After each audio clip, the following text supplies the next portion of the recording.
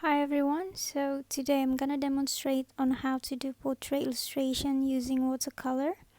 So I normally mix up my own color. So for example, if we gonna color the skin first, then I'm gonna mix the red, orange and also the sand color and mix it with white and water. And then I will start it with the darker side of the face. For example, the nose area, the eyelids, the folded part. So always check on your reference images so you know where to start to color the darker part, because I always work on with reference and then we can always see the real photograph which part that we should color. So in watercolor, if you made a mistake, if you made something too thick, it's just always easy to add more water and then we can blend it, and sometimes we just have to let it dry first and then check if it's alright and then go back to start coloring again. And then for example, if you put so much water, you can also absorb the water using tissue. So you can prepare some tissue if you think that you add too much water.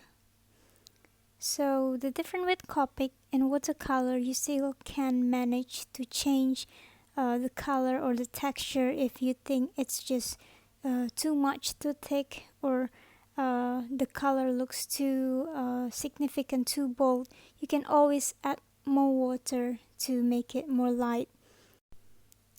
And for the brushes in this illustration, we need several type of brushes, several size. So for example, because this is A4 paper, I need like a bigger brush to color the whole face, and then I need maybe medium brush for some part, like for example the cheek, and then maybe I need the small brush to add the details like the pupils, the folded part, or the lips, or any small part of the face. So I always try to start everything on the lighter color first. It means the skin's colors, and then I normally continue with the eyes or the lips, and then later at the end I will color the hairlines. So it might be takes quite a long time to do the skins because we have to build the color. So sometimes not like Copic that we can quickly color it and then blend it well, but in watercolor sometimes you have to let it dry, go back again, color it again, and then see if it's correct or is as what you expect it to be. So you just have to be patient to do this because for me it takes about around 30-40 minutes just to get the right shade of the face, and then later maybe the last 10 minutes just finishing the details and also the hairlines.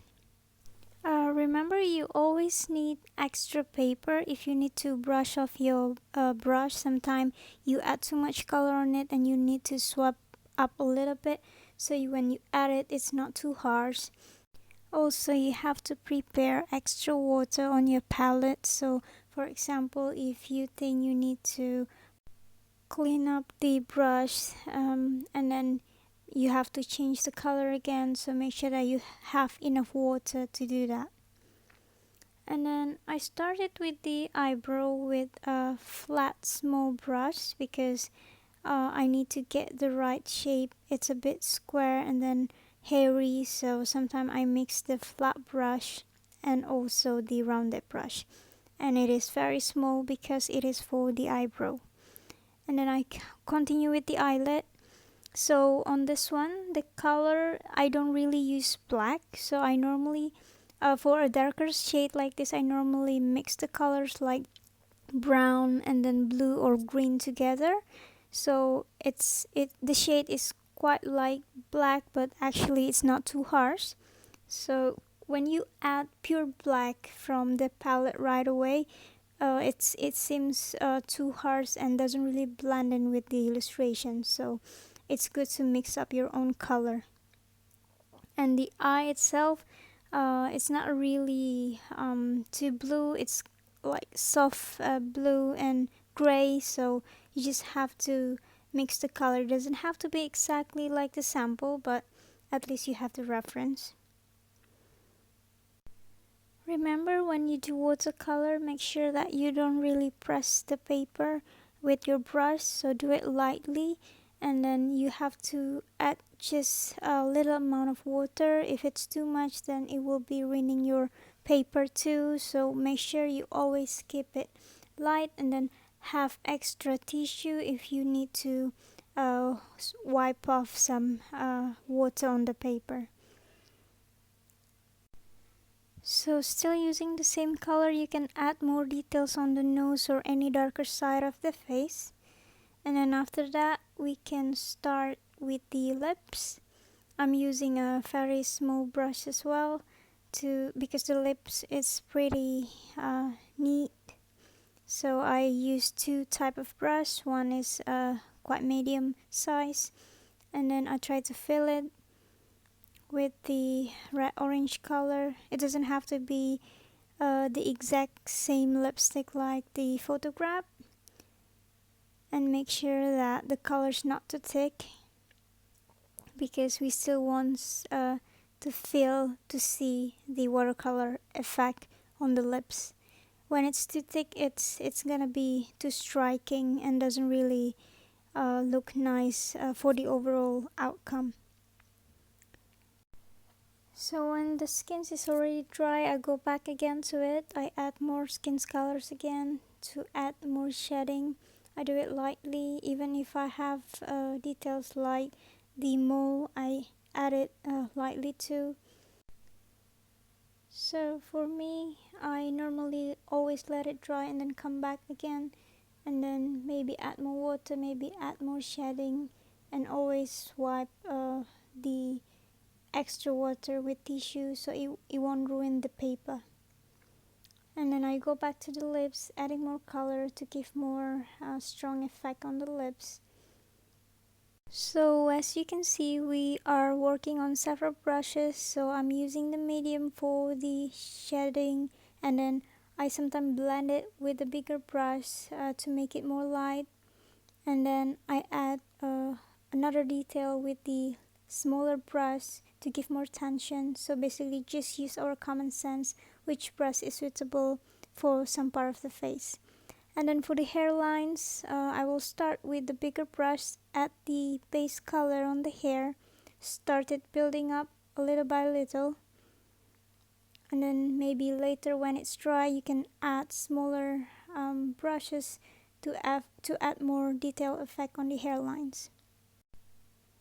And on the hairlines I mix like a gray color, but the gray color is actually came from blue, green and brown, and with quite a lot of water. So basically when you add more water, the color won't be too harsh and it looks more easier to blend. And then when it's a little dry, you can just add more stronger color with smaller brushes to get detail on the hairlines, and then you can build it again. So let it dry and then come back again. So basically you just have to be patient to make the color more blend in together. And if you're not satisfied enough with the skin's colors, you can always add more shading at the end. Then you can just wipe it off if it's too much. And then I think the hairline is still plain, so I add another detail.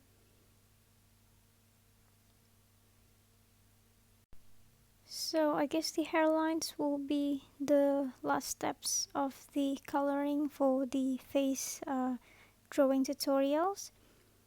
And remember to keep the paper clean, so even though there's a lot of paint and water, but make sure that the side of the paper around the face is clean, and just make sure that you don't ruin the drawing.